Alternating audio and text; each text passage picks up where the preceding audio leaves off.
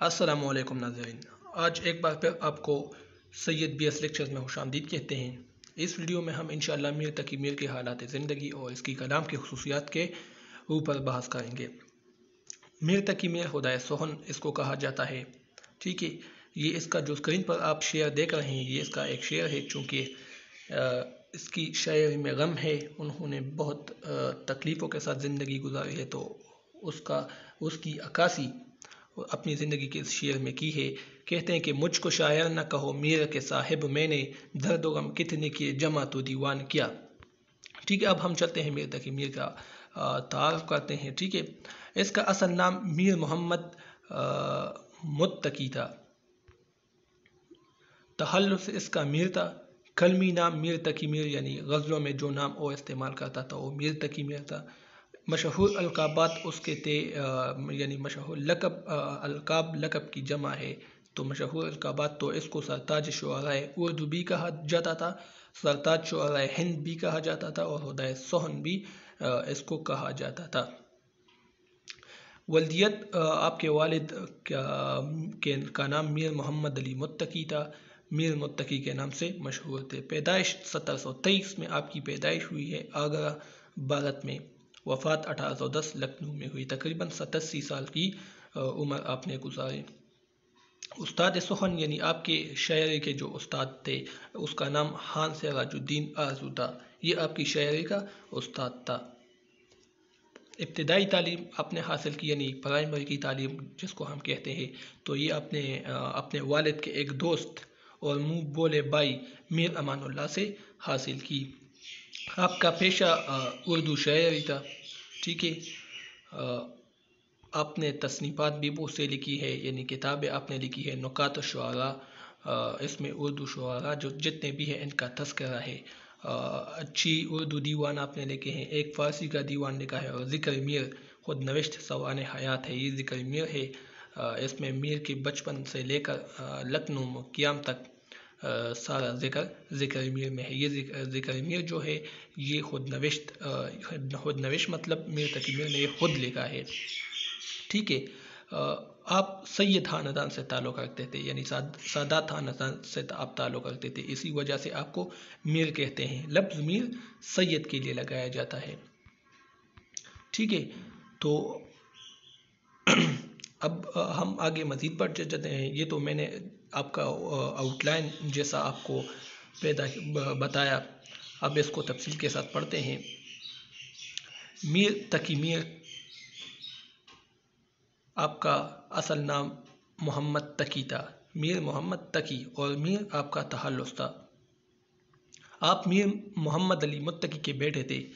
آپ کے آباء و اجداد حجاز سعودی عرب، وہاں سے ہجرت کر کے ہندوستان آئے، ٹھیک ہے، اور یہاں پر اکبر آباد آگرہ میں مستقل سکونت اختیار کی۔ یہاں پر پھر میر تقی میر کی پیدائش 1723 میں ہوئی، ٹھیک ہے۔ میر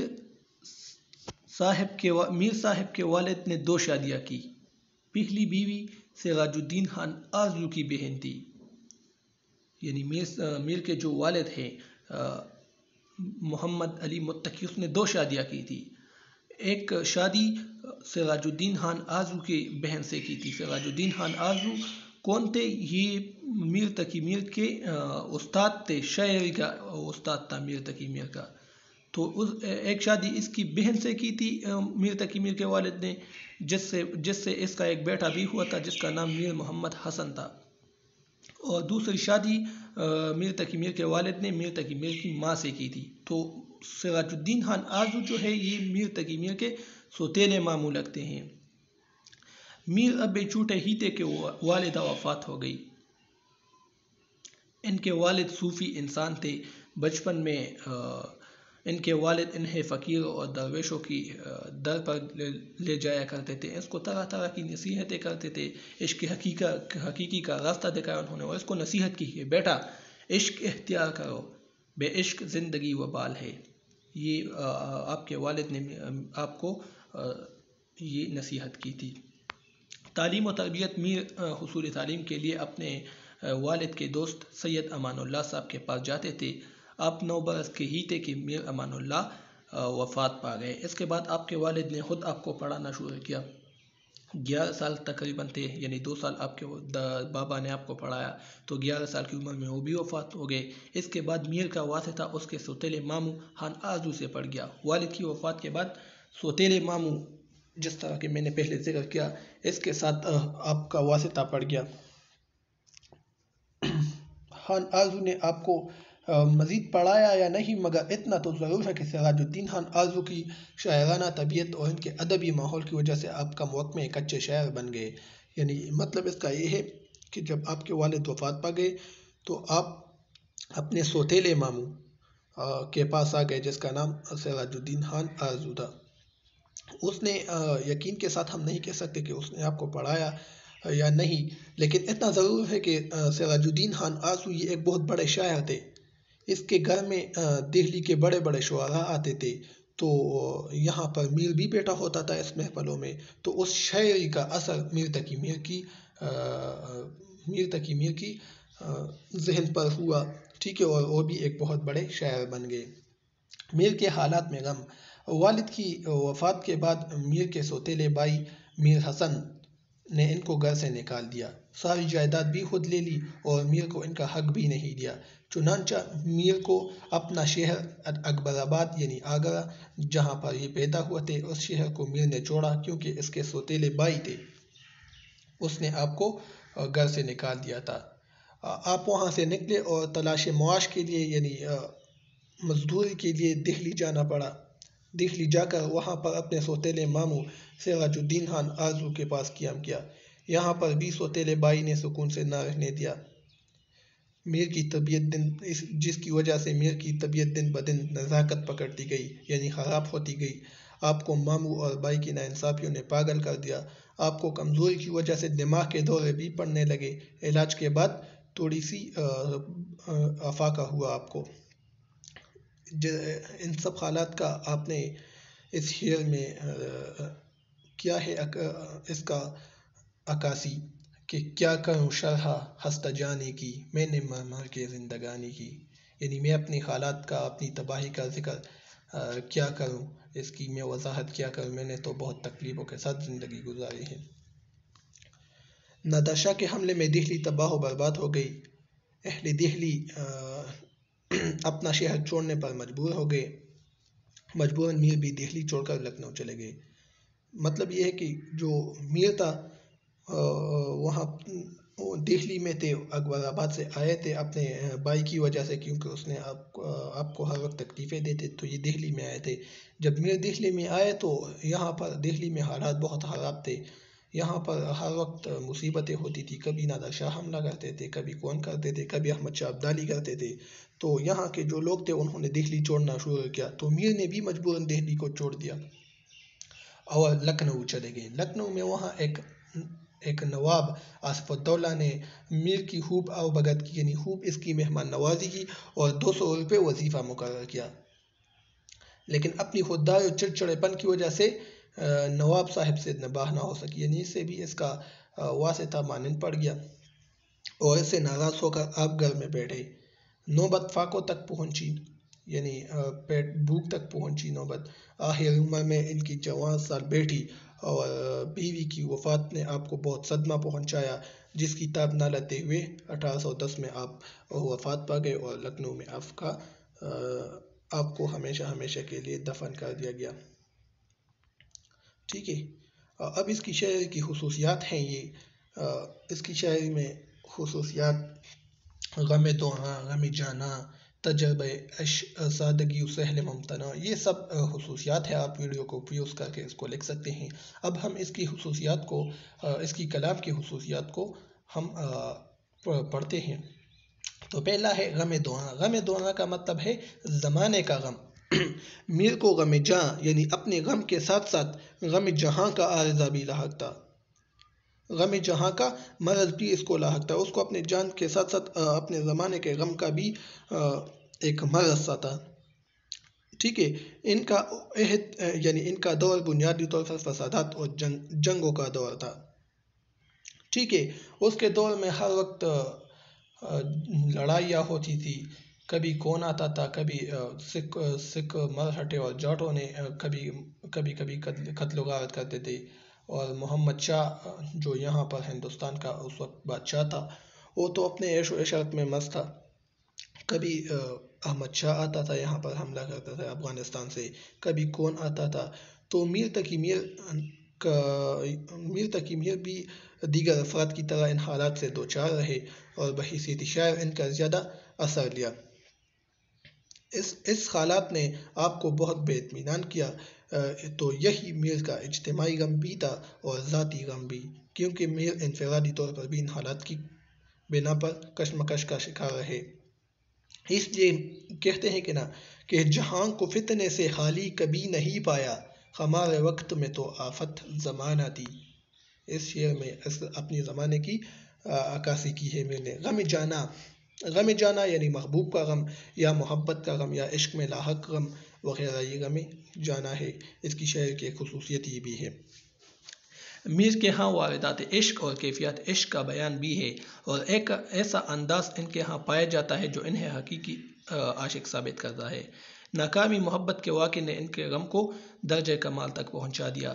یعنی آپ اپنی رشتہ داروں میں ایک لڑکی سے محبت کرتے تھے، وہ لڑکی آپ کے قسمت میں نہیں تھی، جس کی وجہ سے آپ اور بھی درجہ کمال تک پہنچ گئے، ٹھیک ہے نا۔ تو اس کے غم جانا یہ بھی اس کی شعر کی خصوصیت ہے۔ تجربہ عشق، میر کے ہاں عشق آداب سکھاتا ہے، محبوب کی عزت و تکریم کا درس دیتا ہے، اگرچہ اس کا انجام ہمیشہ دردناک ہوتا ہے، پھر بھی میر کو اس عشق سے پیار ہے۔ یہ عشق ان کی زندگی کا حاصل ہے۔ اس عشق سے میر نے زندگی کا سلیقہ اور حوصلہ سیکھا ہے۔ اس عشق نے ان کی زندگی میں حرکت و عمل اور چہل پہل پیدا کی ہے۔ اگر اس کے خیال میں اگر عشق نہ ہو تو یہ کارخانہ قدرت بیکار، خاموش، بے حرکت اور بے لذت ہوتا ہے۔ وہ سب کچھ میر کے خیال میں سب کچھ عشق کی وجہ سے ہے۔ اگر عشق نہ ہوتا تو یہ اس دنیا کا کاروبار چل ہی نہیں سکتا تھا، ٹھیک ہے۔ سادگی و سہل ممتنع یعنی آسان، یعنی دکھنے میں آسان مگر کرنے میں مشکل، ٹھیک ہے۔ اور میر کی شاعری میں سہل ممتنع کا ایک عنصر بھی پایا جاتا ہے۔ اس کا کلام پڑھنے اور سمجھنے میں آسان ہے، مگر اس کی تقلید یعنی اس کی مثال کوئی نہیں بنا سکتا۔ اس کے برعکس مرزا محمد رفیع سودا کا کلام ہے، وہ تو دکھنے میں مشکل نظر آتا ہے، مگر اس کی پیروی ہر صاحب فہم نے آسانی سے کی ہے۔ لیکن میر کا کلام تو سمجھ میں آتا ہے، لیکن اس کی مثال بنانا مشکل ہوتا ہے، ٹھیک ہے نا۔ ترنم موسیقیت، میر کے اشعار میں ترنم موسیقیت بھی ہے۔ اس نے اپنی غزلوں میں موسیقیت کا بہت خیال رکھا ہے، ٹھیک ہے۔ ان کی بحر انتہائی سبک، مترنم اور شیریں ہوتی ہے۔ ترنم پیدا کرنے کے لیے وہ الفاظ کے تکرار کو بھی استعمال کرتے ہیں، جس طرح اس کا ایک شعر ہے نا، میں اس کو ترنم کے ساتھ تھوڑا سا پڑھتا ہوں۔ کہتے ہیں کہ پتا پتا بوٹا بوٹا حال ہمارا جانے ہے، جانے نہ جانے گل ہی نہ جانے باغ تو سارا جانے ہے، پتا پتا بوٹا بوٹا۔ دیکھیں نا آپ نے کیا ایک موسیقیت ہے، اس میں ایک رکنائیت ہے ترنم کے ساتھ۔ جب یہ ایک شخص سنتا ہے تو اس پر ایک کیفیت تعریف ہوتی ہے، اس کے دل میں یہ اس کے اشعار گھر بناتے ہیں، ٹھیک ہے۔ اس طرح اس کی اور بھی کلام کی خصوصیات ہے، ٹھیک ہے۔ یہ آپ دیکھ سکتے ہیں، زبان و بیان کی سادگی ہے۔ آپ ویڈیو کو فیوز کر کے اس چیزوں کو اپنی کاپی میں نوٹ کر سکتے ہیں۔ بہت آسان ہے، آسانی کے ساتھ یہاں پر لکھے ہوئے ہیں، تشریح کی بھی کوئی ضرورت نہیں ہے۔ آپ ویڈیو کو پیوز کر کے اس کو اپنے کاپی میں لکھ سکتے ہیں، ایک ایک شعر بھی مثال کے طور پر لکھا کریں، ٹھیک ہے۔ طنزیہ انداز، یہ اس کا ایک اور کلام کی خصوصیت ہے، ٹھیک ہے۔ خطابیہ انداز ہے، ٹھیک ہے۔ منظر نگاری ہے، یہ سب اس کی کلام کی خصوصیات ہے۔ تمثیل نگاری ہے، ٹھیک ہے، اور تشبیہات کا استعمال ہے، یعنی میر اپنی شاعری میں تشبیہات کا بھی استعمال کرتے تھے۔